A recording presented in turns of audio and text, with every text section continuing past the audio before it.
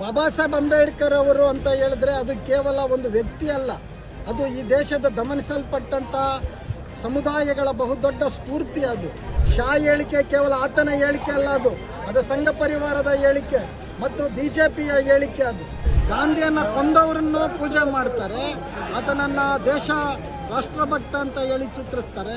ಮತ್ತೊಂದು ಕಡೆ ಕೊಲ್ಲಲ್ಪಟ್ಟ ಗಾಂಧಿಯನ್ನು ಕೂಡ ಆರಾಧಿಸ್ತಾರಲ್ಲ. ಇವರ ಈ ಎಡಬಿಡಂಗಿ ನೀತಿಗಳನ್ನು ನಾವು ಪ್ರಶ್ನೆ ಮಾಡಬೇಕಾಗತ್ತೆ. ಅಮಿತ್ ಶಾ ಹೇಳಿರುವಂಥ ಹೇಳಿಕೆ ಇದೆಯಲ್ಲ, ಅದನ್ನು ಆತ ವಾಪಸ್ ತಗೋಬೇಕು, ದೇಶದ ಕ್ಷಮೆಯನ್ನು ಕೇಳಬೇಕು ಮತ್ತು ಸಂವಿಧಾನಕ್ಕೆ ನಾನು ಬದ್ಧನಾಗಿರ್ತೀನಿ ಅಂತ ಆತ ಹೇಳಬೇಕು ಅಂತ ಕೇಂದ್ರ ಗೃಹ ಮಂತ್ರಿ ಅಮಿತ್ ಶಾ ನಿನ್ನೆ ನಡೆದ ಸದನದಲ್ಲಿ ಸಂವಿಧಾನ ಶಿಲ್ಪಿ ವಿಶ್ವರತ್ನ ಬಾಬಾ ಸಾಹೇಬ್ ಅಂಬೇಡ್ಕರ್ ಅವರ ಬಗ್ಗೆ ಅತ್ಯಂತ ಹಗುರವಾಗಿ ಮಾತನಾಡಿರುವುದನ್ನು ನಾನು ತೀವ್ರವಾಗಿ ಖಂಡಿಸ್ತೇನೆ. ಅಮಿತ್ ಶಾ ಬಾಬಾ ಸಾಹೇಬರನ್ನು ಈ ರೀತಿ ಕೇವಲವಾಗಿ ಮಾತಾಡೋದರ ಮೂಲಕ ದೇಶದ ಸಂವಿಧಾನ ಮತ್ತು ಪ್ರಜಾಪ್ರಭುತ್ವಕ್ಕೆ ಘೋರವಾದಂತಹ ಅಪಚಾರವನ್ನು ಮಾಡಿದ್ದಾರೆ. ಅಮಿತ್ ಶಾ ಮತ್ತು ಅವರ ಕೋಮುವಾದಿ ಸಂಘಿಗಳು ಅವರ ಮಾನಸಿಕ ವಿಷಪೂರಿತವಾದಂಥ ಮಾತುಗಳು ಆವಾಗ ಅವು ಎಡೆ ಎತ್ತಿ ಬರೋದನ್ನು ನಾವು ನೋಡ್ತಾ ಇದ್ದೇವೆ. ಹಾಗಾಗಿ ಶಾ ಅವರ ಇಡೀ ದೇಹದಲ್ಲಿರುವಂಥದ್ದು ಅದು ಸಂವಿಧಾನ ವಿರೋಧಿ ಮತ್ತು ಪ್ರಜಾಪ್ರಭುತ್ವ ವಿರೋಧಿ ಮತ್ತು ಈ ದೇಶದ ಶೋಷಿತ ಸಮುದಾಯಗಳ ಬಗ್ಗೆ ಅವರಿಗೆ ಇರುವಂತಹ ಒಂದು ಆಕ್ರೋಶವನ್ನು ಅದು ಹೊರಹಾಕಿದೆ. ಅಂಬೇಡ್ಕರ್ ಅವರ ಬಗ್ಗೆ ಮಾತಾಡೋದೇ ಒಂದು ಫ್ಯಾಷನ್ ಅಂತ ಹೇಳ್ತಾನೆ. ಹಾಗಾದರೆ ಏನು ಗೋಲ್ವಲ್ಕರ್ ಬಗ್ಗೆ ಮಾತಾಡಬೇಕಾ, ಅಥವಾ ಹೆಗಡೆವಾರ್ ಬಗ್ಗೆ ಮಾತಾಡಬೇಕಾ, ಅಥವಾ ಸರಸಂಘ ಸಂಚಾಲಕರ ಬಗ್ಗೆ ಮಾತಾಡಿದ್ರೆ ಈತನಿಗೆ ಸಂತೋಷ ಆಗುತ್ತಾ? ಜನದ್ರೋಹಿಗಳು, ಸಂವಿಧಾನ ವಿರೋಧಿಗಳು, ಪ್ರಜಾಪ್ರಭುತ್ವ ವಿರೋಧಿಗಳನ್ನು ಇವರು ಈ ರೀತಿ ವೈಭವೀಕರಿಸುವಂಥದ್ದನ್ನು ನಾವು ನೋಡಿದ್ದೇವೆ. ಈ ದೇಶದ ಎಂಥ ದುರಂತ ಅಂದರೆ ಇದೇ ಈ RSS ಮತ್ತು ಸಂಘ ಪರಿವಾರ ಮತ್ತು ಜನಸಂಘ ಆಗಿರುವಂತಹ ಈ BJPಯ ಅದರ ಇಡೀ ಮೈ ರೋಮಗಳಲ್ಲೂ ಕೂಡ ಅದಕ್ಕೆ ಸಂವಿಧಾನದ ದೇಶ ವಿರೋಧಿ ಒಂದು ರಕ್ತಸಿಕ್ತವಾದಂಥ ಚರಿತ್ರೆ ಅದಕ್ಕೆ ಅಂಟಿಕೊಂಡಿದೆ. ನಾವು ಇವತ್ತು ಅವರು ಯಾಕೆ ಈ ರೀತಿ ಬಾಬಾ ಸಾಹೇಬ್ ಅಂಬೇಡ್ಕರ್ ಅವರ ಮೇಲೆ ಈ ರೀತಿಯ ವಿಷವನ್ನು ಕಾರ್ತಾ ಇದ್ದಾರೆ ಅಂತ ಹೇಳಿದ್ರೆ, ಇವತ್ತು ಶೋಷಿತ ಸಮುದಾಯಗಳಲ್ಲಿ, ದಮನಿತ ಸಮುದಾಯಗಳಲ್ಲಿ ಇವತ್ತು ಜಾಗೃತಿ ಉಂಟಾಗ್ತಾ ಇದೆ. ಅವರು ಪ್ರಶ್ನೆಯನ್ನು ಮಾಡ್ತಾ ಇದ್ದಾರೆ. ಆದರೆ ದುರಂತ ನಾವು ಯೋಚನೆ ಮಾಡಬೇಕು, ಭಾರತೀಯರು ನಾವು ಯೋಚನೆ ಮಾಡಬೇಕು, ಈ ದೇಶದ ಸಂವಿಧಾನವಾದಿಗಳು ಯೋಚನೆ ಮಾಡಬೇಕು. ಇದೇ ಶಾ ಮತ್ತು ಗ್ಯಾಂಗು ಇವರು ಒಂದು ಕಡೆ ಗೋಡ್ಸೆಯನ್ನು ಆರಾಧಿಸ್ತಾರೆ, ಇನ್ನೊಂದು ಕಡೆ ಗಾಂಧಿಯ ಬಗ್ಗೆ ಒಳ್ಳೆಯ ಮಾತುಗಳನ್ನು ಹೇಳ್ತಾರೆ. ಈ ಮೋದಿ ಮತ್ತು ಪಟಾಲಂ, ಈ ಶಾ ಮತ್ತು ಪಟಾಲಮ್ಮು ಈ ದೇಶ ನಾವು ಯೋಚನೆ ಮಾಡಬೇಕು. ಒಂದು ಕಡೆ ಗಾಂಧಿಯನ್ನು ಕೊಂದವರನ್ನು ಪೂಜೆ ಮಾಡ್ತಾರೆ, ಆತನನ್ನು ದೇಶ ರಾಷ್ಟ್ರಭಕ್ತ ಅಂತ ಹೇಳಿ ಚಿತ್ರಿಸ್ತಾರೆ. ಮತ್ತೊಂದು ಕಡೆ ಕೊಲ್ಲಲ್ಪಟ್ಟ ಗಾಂಧಿಯನ್ನು ಕೂಡ ಆರಾಧಿಸ್ತಾರಲ್ಲ. ಇವರ ಈ ಎಡಬಿಡಂಗಿ ನೀತಿಗಳನ್ನು ನಾವು ಪ್ರಶ್ನೆ ಮಾಡಬೇಕಾಗತ್ತೆ.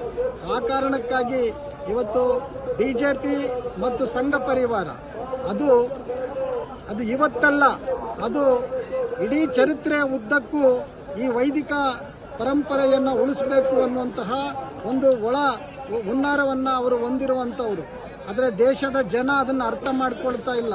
ಈ ಕೋಮುವಾದಿಗಳಿಗೆ ತಮ್ಮ ಮತಗಳನ್ನು ಹಾಕುವ ಮೂಲಕ ಇಂಥವರಿಗೆ ಅವರು ಅಧಿಕಾರವನ್ನು ಕೊಡ್ತಾ ಇರೋದು ದೊಡ್ಡ ದುರಂತ. ದೇಶದ ದೊಡ್ಡ ಸಂಖ್ಯೆಯಲ್ಲಿರುವಂಥ ಈ ಸಮುದಾಯಗಳು, ಶೋಷಿತ ಸಮುದಾಯಗಳು, ದಮನಿತ ಸಮುದಾಯಗಳು, ಗಮನಿಸಲ್ಪಟ್ಟ ಸಮುದಾಯಗಳು ಯೋಚನೆ ಮಾಡಬೇಕು. ಯಾವುದೇ ಕಾರಣಕ್ಕೂ ಕೂಡ ಇಂಥ ಅಮಿತ್ ಶಾ ಮತ್ತು ಇವರ ಈ ಗ್ಯಾಂಗನ್ನು ಅವರನ್ನು ಸಂಪೂರ್ಣವಾಗಿ ರಾಜ್ಯಕ್ಕೆ ಇದನ್ನು ನಿರ್ನಾಮ ಮಾಡಿದ್ರೆ ಮಾತ್ರ ಈ ದೇಶದ ಸಂವಿಧಾನಕ್ಕೆ, ಈ ದೇಶದ ಭವಿಷ್ಯ ಉಳಿತೈತೆ ಅನ್ನೋದನ್ನು ನಾವು ಅರ್ಥ ಮಾಡ್ಕೊಳ್ಬೇಕಾಗತ್ತೆ. ಹಾಗಾಗಿ ನಾನು ಅಮಿತ್ ಶಾ ಹೇಳಿರುವಂಥ ಹೇಳಿಕೆ ಇದೆಯಲ್ಲ, ಅದನ್ನು ಆತ ವಾಪಸ್ ತಗೋಬೇಕು, ದೇಶದ ಕ್ಷಮೆಯನ್ನು ಕೇಳಬೇಕು ಮತ್ತು ಸಂವಿಧಾನಕ್ಕೆ ನಾನು ಬದ್ಧನಾಗಿರ್ತೀನಿ ಅಂತ ಹೇಳಬೇಕು ಅಂತ ಹೇಳಿ ನಾನು ಈ ಸಂದರ್ಭದಲ್ಲಿ ಒತ್ತಾಯವನ್ನು ಮಾಡ್ತಾ ಇದ್ದೇನೆ.